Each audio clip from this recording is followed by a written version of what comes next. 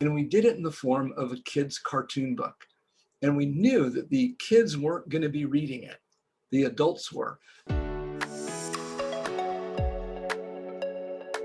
How's it going, everyone? I'm here with Mike from Story Miners. Very excited about our conversation today because we're both fans of storytelling. And Mike, if I may, I'm going to start with something that you said that I'd love to hear more about. Sure. And I'll read it so that I, from your emails, so that I don't screw this up. You said that you see story not as much as a tale, rather as a design tool that lets people envision future opportunities. Tell me more about that. That's a very intriguing statement. All right, well, thank you for starting with that. Let's dig into it. I think we're all wired for stories as humans, and that's a phrase I hear all the time. I don't know who said it first, but everybody's talking about how for tens of thousands of years, we've all learned and taught and passed on things through story. And that's true. But in the United States, for example, when people say, don't tell me a story, it means don't tell me a lie, like a fib or something that you've made up. And everyone's got the connotation around the word story of a bedtime story. All right, if you get ready for bed and brush your teeth, I'll tell you a story, where Uncle Joe comes by.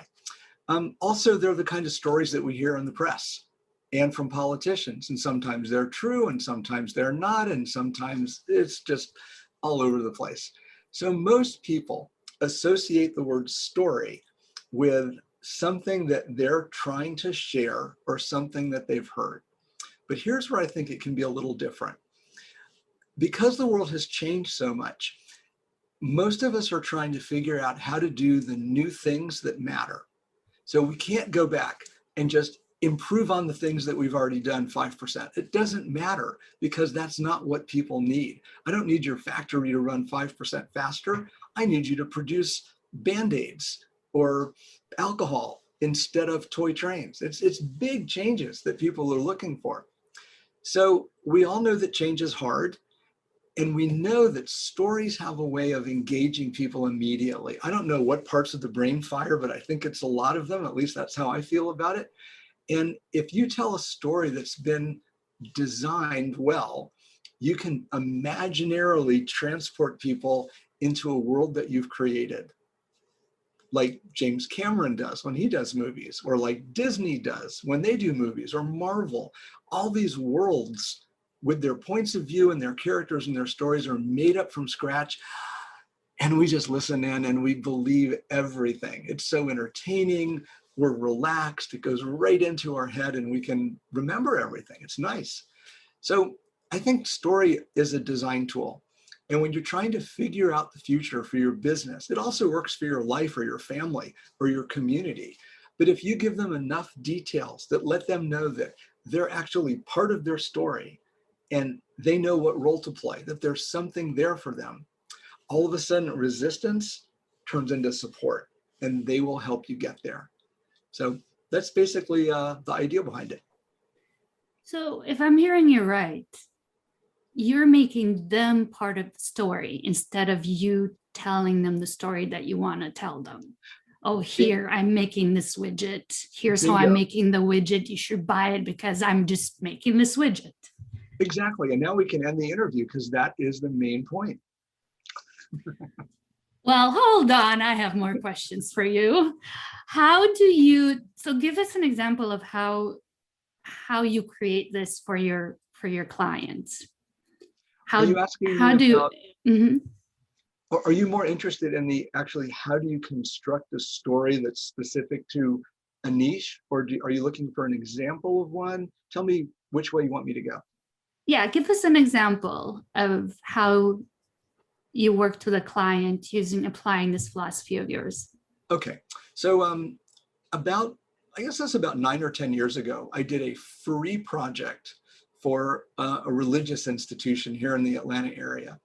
They started a preschool and they wanted more people to send their kids to this religious preschool. So I went over, I was referred in by a mutual friend. I went in, I looked at the facilities, I met with the director, and then I saw something that just literally shocked me. This woman is very, very small. She's not even 1.5 meters. She's like 4'8", okay, not very big. And when kids would come up to her, she would get down to their eye level and talk to them like an adult. She didn't use baby language.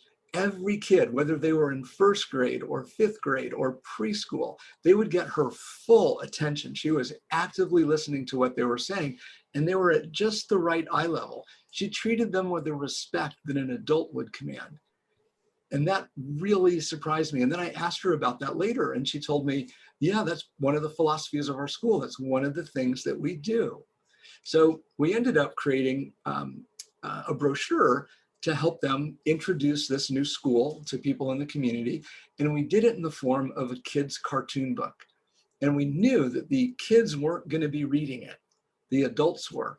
But by bringing them back in time to their own childhood and making this lady and her students and teachers the stars, what we did is we gave the parents a chance to see what the interactions between this director and the kids were, and a chance to step into the classroom and see how their learning methods were being applied, and then to see what the kids talked about when they went home. So we created this third eye that let the parents feel what the experience would be like for their child, so they could decide whether it was a really good match or not. And then when they came in for a visit, they met the star of the cartoon story, and they looked pretty much alike. And their sales went like this. They fully booked out the next year. How cool. This makes me think of how we're trying to create this immersive environment for our customers to be able to feel within that space. But we forget that that can be done in printed form. What you actually did is took the story to them and allowed them to be immersed in what the feel of the school would be, of the preschool would be. Yeah. And in the digital space, we do something similar. We try to create environments that, and take them to where they are. We're a little bit like the traveling salesman. We go to where they are and try to make them part of the story, immerse them in the story. So to me, and what I'm hearing from you too, to me, storytelling is community building. It's very hard to create a compelling story where the people we're trying to sell to are not a protagonist in the story. So we create environments, we take them to them. So in social media, for example, we're going to create content that involves the people that we're talking to. TikTok right now is so popular because it has a community vibe. So it's very appealing to when you feel like that community was brought to you. And probably storytelling has a part in it because it does that thing to the brain, like you said, but also because it's unexpected, because for so long we've just been pitched at, we've been thrown ads at, we haven't been invited into the experience. Now, obviously good marketers and good storytellers like you know how to do it. But one of the reasons I wanted to talk to you is because it's not that common.